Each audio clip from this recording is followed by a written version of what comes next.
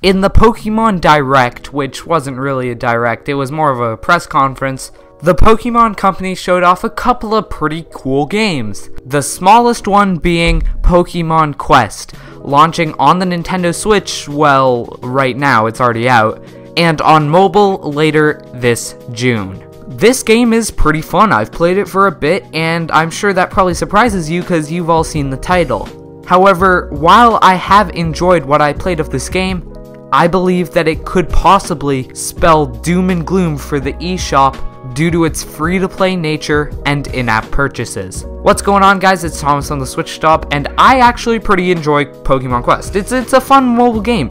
It's a very small game, but as to be expected from a mobile game.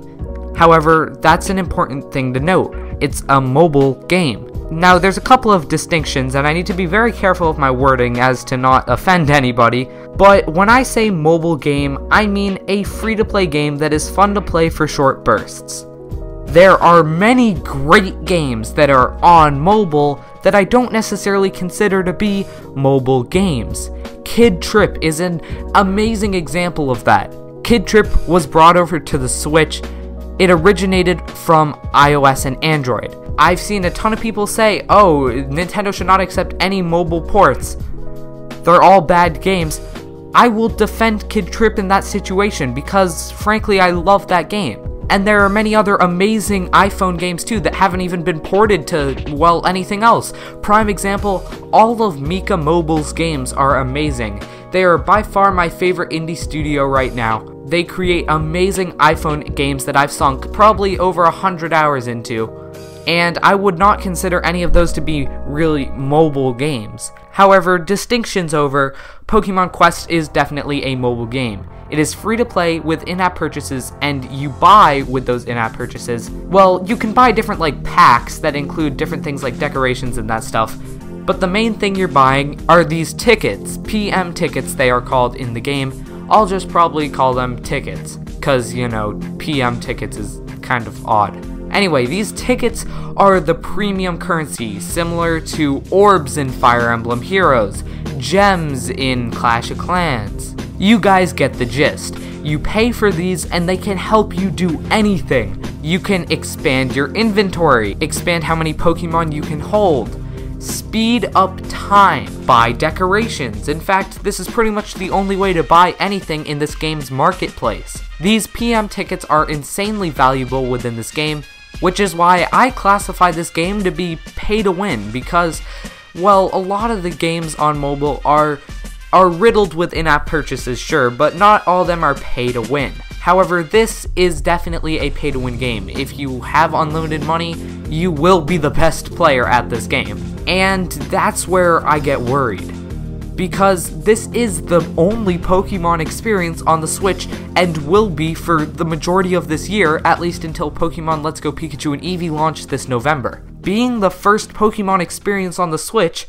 it's surely gonna sell well, and by sell I mean it's gonna get downloaded a lot of times because remember, we're talking free to play here. But on the subject of that, because it's getting so many players, I'm sure maybe 5% of those, or maybe even less, who knows, it's still going to be a fair margin of people who download the game, enjoy the game, and then spend real money on these fake tickets. Because this game is currently on the Switch, and it will be coming to mobile soon, and it uses the ever-popular Pokemon licensing, especially at a time where everyone is looking forward to these next Pokemon games on the Switch, it is sure to get downloaded a ton and make a ton of money. However, if this game was just any other mobile game, not by the Pokemon Company, even if it was just as good of a game, if not better, it would not get nearly as many downloads. That's just a fact. However, because it will do so well, potentially, but I'm assuming it will,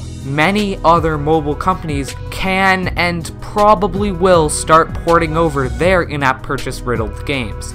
We've already seen some free-to-play games from iOS and Android come over, but they've came over with no in-app purchases. They just made the game priced way too much. However, even though that's bad, it's not potentially as bad as these in-app purchase riddled games, because the last thing I want is for the Switch to be seen as, well, kind of like a phone. If there are so many in-app purchase riddled games coming over, and so many of them use this premium currency nonsense like gems in Clash of Clans, PM tickets, then that could just ruin the Switch eShop, because there would just be so many of them and none of them would be doing really well. It would flood the eShop with dull games that no one really wants. The only reason Pokemon Quest will do well is because of the Pokemon name, and that's coming from someone who likes the game. It's a fun game, I like playing it, I'll probably play it a bit after this recording's over. But it's a mobile game, and since I feel like the Pokemon Company felt pressured to put anything Pokemon related out on the Switch, they brought it to the Switch as well.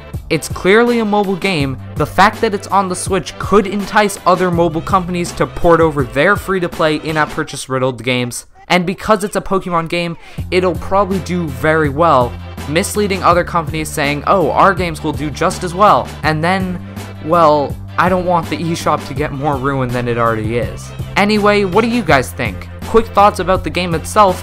I like it, I've said that before, I'll say it again, it's a relatively fun game. It's just a mobile game on the Switch, and I hope it doesn't start a trend. Anyway, thank you guys so much for watching. I'm Thomas on the Switch Stop, signing off. Peace.